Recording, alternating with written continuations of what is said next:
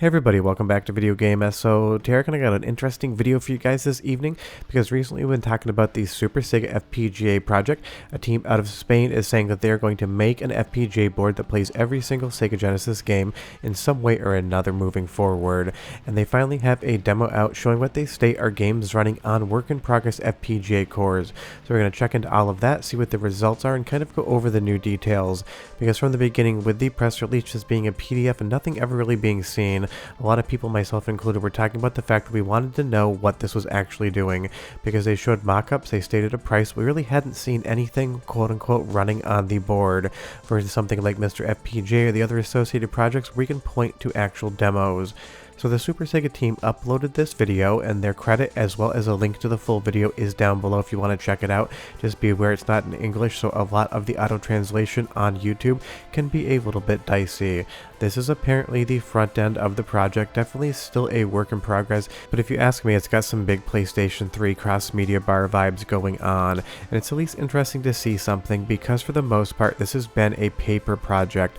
We all got a press release in PDF format and it was confusing as it was informative. It talked about FPGA chips as well as ASICs and talked about reading Dreamcast games from a CD-ROM, DVD-ROM drive, even though the Dreamcast is a GDEMU, so they did clarify some of this stuff in the video as well.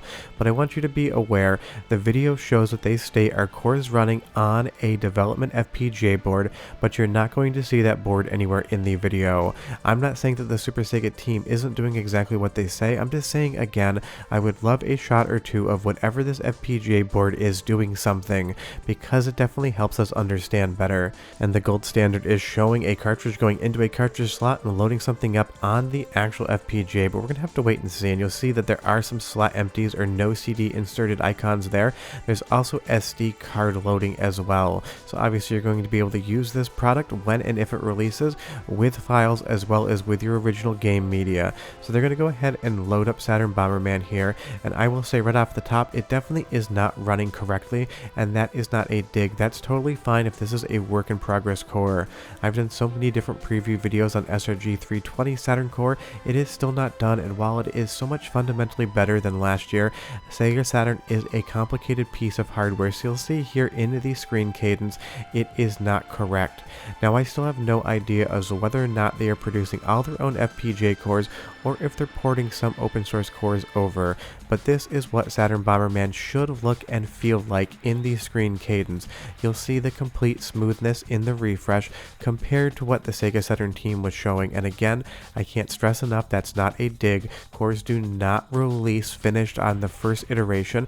If this is in fact a Sega Saturn core that they're developing, the fact that it works is impressive. And we're going to move over to some real Sega Saturn footage of Saturn Bomberman as well, just so you can get a sense of what it should look like in motion. But it is interesting that they are showing Sega Saturn first.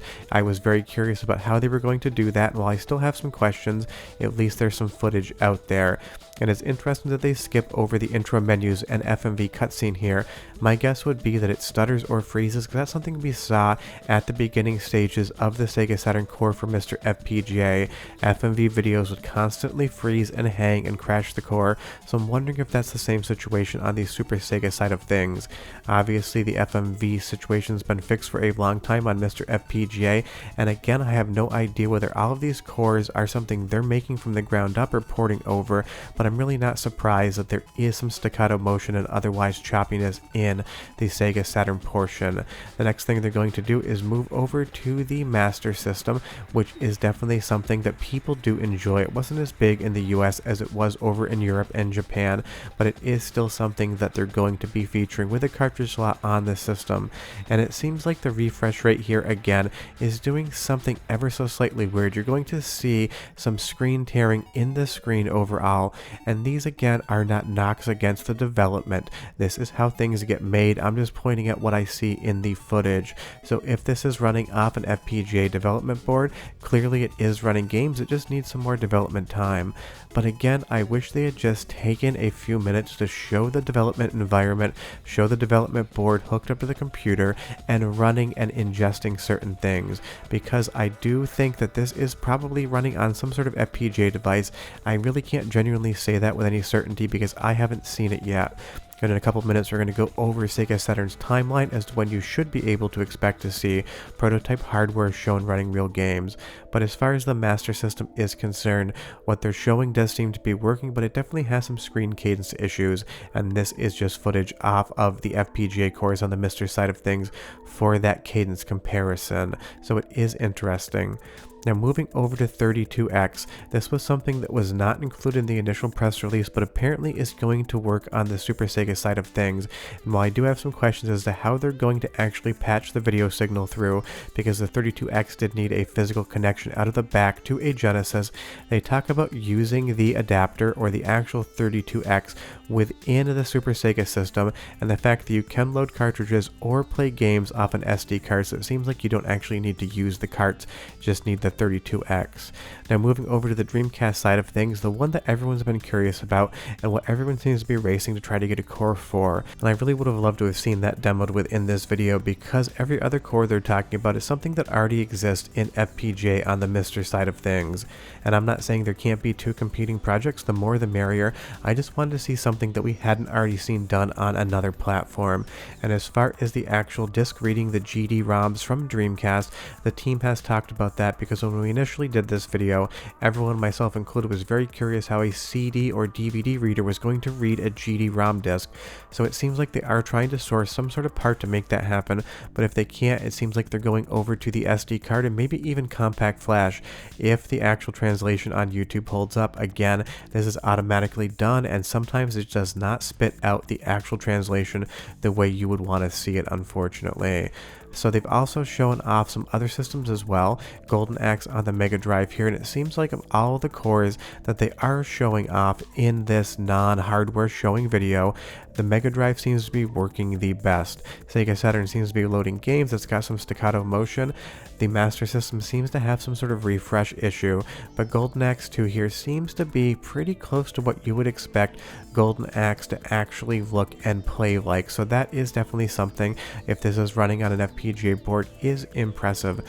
But again, I just really want to see them show this hardware. I understand the prototypes are not done and they're running this on a development FPGA board that would look nothing like a finished product, but that doesn't mean myself and everyone else included wouldn't want to see some camera shots showing the development process, showing the development board, and showing how they're controlling the games, otherwise loading the cores onto the FPGA. Now everything is functioning, because for the most part right now, and this is just MiSTer footage, we don't really have any look at the hardware outside of that one photograph of an FPGA development board from AMD that they sent out on their press release. So I am really curious to see what's going to happen next as far as showing hardware, because they can release all the videos they want showing these cores running on the Super Sega, but until we can actually take a look at what the hardware looks like, it is so hard to determine.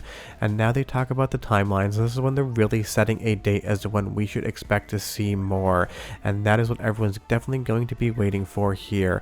We want to see the prototype hardware running games, we want to see the shell, we want to see everything that comprises a Super Sega and go from there.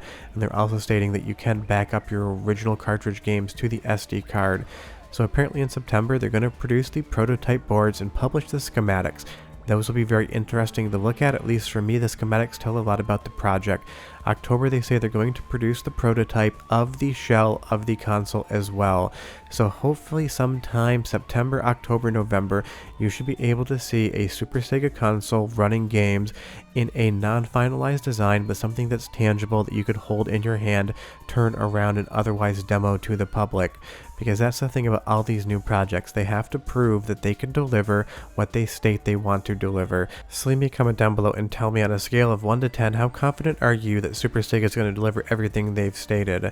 Next time they have another update, I will do another video, and hopefully then we'll at least get a look at their prototype development hardware, because I would be very curious to see how this is all running and be able to actually see some hardware to back up the videos. But short of that, we are done. I'll see you next time Super Sega does something, and I'll have videos, of course, throughout the week. Bye-bye.